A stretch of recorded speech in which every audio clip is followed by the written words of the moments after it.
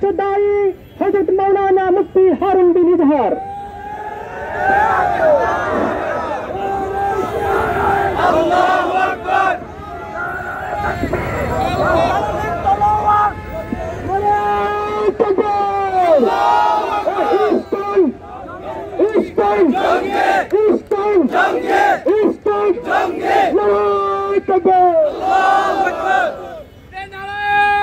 السلام عليكم ورحمة الله وبركاته.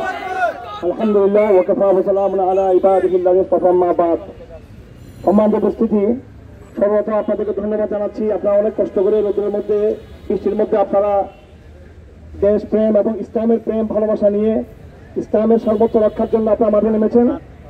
আমাদের বার্তা খুব পরিষ্কার, বাংলাদেশে হিন্দু জনগোষ্ঠীর বিরুদ্ধে আমাদের কোনো সংগ্রাম নাই, কথা পরিষ্কার। এবং হিন্দুদের নিরাপত্তার দায়িত্ব আমাদের। আমরা হিন্দুদের জান মাল সবকিছু রক্ষা করার বিষয়ে আগেও আমাদের অবস্থান স্পষ্ট করেছি, এখনো করছি। কিন্তু আমরা দুঃখের সাথে লক্ষ্য করছি যে বাংলাদেশে বিগত হাসিনা আমাদের পতনের পর থেকে ভারতের ইন্ধনে, বিদেশি রাষ্ট্রসনের ইন্ধনে এদেশের হিন্দুত্ববাদীর একটি অংশ তারা নানানভাবে রাজনৈতিকভাবে, সামাজিকভাবে, সাংস্কৃতিকভাবে বিদেশি এজেন্ডা বাস্তবায়ন করার জন্য তারা কুচক্রমে চলে আসছে। আমরা পরিষ্কার হিন্দু জনগোষ্ঠীকে অনুরোধ করব, আপনারা আপনাদের ধর্মে অনুসারী নাম ধারণ করে যারা আমাদের অস্তিত্বের বিরুদ্ধে লড়াই করছে তাদের বিরুদ্ধে ব্যবস্থা গ্রহণ করুন। আমাদের অবস্থান পরিষ্কার, হিন্দুদের বিরুদ্ধে আমাদের কখনো লড়াই ছিল না। কিন্তু হিন্দুত্ববাদের ব্যানার নিয়ে সন্তোষ শর্মার মতো যারা ইসকন সহ বিভিন্ন সন্ত্রাসবাদী সংগঠন আমাদের অস্তিত্বের জন্য হুমকি হবে, আমাদেরকে তাদেরকে দমন আমরা ইনশাআল্লাহ দিচ্ছি। সাথে সাথে আমরা লক্ষ্য করছি বর্তমান মুনাফিক সরকারের আচরণ লক্ষ্য করছি। সেই চন্দ্রনাথ পাহাড়ে একবার একটা স্থানে দিয়েছিল আমাদের কোন একজন ভাই, সেখানে মসজিদ নির্মাণ হবে, একটা কাল্পনিক স্থান আজকে কেন্দ্র করে ইউনিট সরকারের যারা দায়িত্ব রয়েছেন তারা তার বিরুদ্ধে বিবৃতি দিল।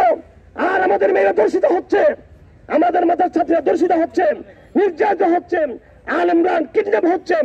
এখনো পর্যন্ত মুনাফিক সরকার তাদের পেজে কোন রকমের আমাদের পক্ষে তারা সহমর্মিত তারা জানাই নাই। এই সরকার মার্কিনের তাদের সরকার, এই সরকার হিন্দুস্তানের তাদের সরকার। ঘরে ঘাপটি মেরে আছে এই শত্রুরা আমাদের ঘরে। আইন শৃঙ্খলার নাম ধরে আমাদের ভয় দেখাবেন না, আমাদের অস্তিত্ব লড়াই আমরা লড়তে পারি ইনশাআল্লাহ আজিজ। আমরা এখানে মিছিল করার জন্য আসি নাই। আমাদের বিরুদ্ধে যারা অন্যায় করছে তাদের বিরুদ্ধে সংগ্রাম করার শক্তি আমরা রাখি, তাদের হাত ভাঙার জন্য আমরাই যথেষ্ট, তৈরি যথেষ্ট, এই ঘোষণা দেওয়ার জন্য আমরা এখানে এসেছি। আমরা মিছিলি আমরা আমাদের সংগ্রাম চালিয়ে যাব। সাথে সাথে আমি তরুণ ভাইদেরকে বলবো আমাদের যে চোখ কান খোলা রাখতে হবে।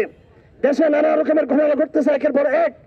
এখানে কোন দেশি বিদেশি চক্র, দেশি বিদেশি কোন বিভিন্ন গুপ্ত বাহিনী, বিভিন্ন গোয়েন্দা বা বিভিন্ন দেশি বিদেশি চক্রান্ত আমাদের মধ্যে, আমাদের দেশে কোন অস্থিতিশীল অরাজক পরিস্থিতি তৈরি করছে কিনা নির্বাচনের আগে বা এই মুহূর্তে, সেটুকু আমাদের খেয়াল রাখতে হবে। এবং সেন্টার যে নেতৃত্ব, আমি হেফাজত ইসলামের নেতৃত্বকে ধন্যবাদ জানাই।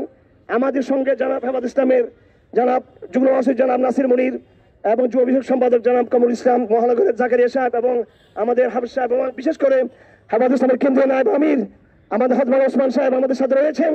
আপনাদের অভিভাবকত্ব রয়েছে, হেফাজতের মতো অভিভাবক সংগঠন রয়েছে। অনেকে মনে করেন আমরা হেফাজত নিস্তেজ হয়ে গেছি। আমরা সবকিছু পর্যবেক্ষণ করছি। হিন্দুত্ববাদের উত্থান, মার্কিন চক্রান্ত, ইতিমধ্যে আমাদের দেশে আরো কিছু ঘটনা ঘটছে, আপনারা জানেন না। সেটা হচ্ছে আমাদের বাংলাদেশের বন্দর, চট্টগ্রামের বন্দর, কক্সবাজার সহ বিভিন্ন কিছু। আগে ভারতীয় আধিপত্যবাদ ছিল, এখন নতুন করে মার্কিন আধিপত্যবাদকে প্রতিষ্ঠা করা হচ্ছে বাংলাদেশে। এই বিষয়ে সাবধান থাকতে হবে। আগামী দিনে যে কোনো কর্মসূচিতে আপনারা আমাদের সাথে একত্র পোষণ করবেন। বৃহত্তর আরো কর্মসূচি যখন আসবে আপনারা ঐক্যবদ্ধ হয়ে লা ইলাহা ইল্লাল্লাহর ঝান্ডা নিয়ে রাজপথে আবার আপনাদের সাথে দেখা হবে। সকলকে ধন্যবাদ। আসসালামু আলাইকুম ওয়া রাহমাতুল্লাহি ওয়া বারাকাতুহু।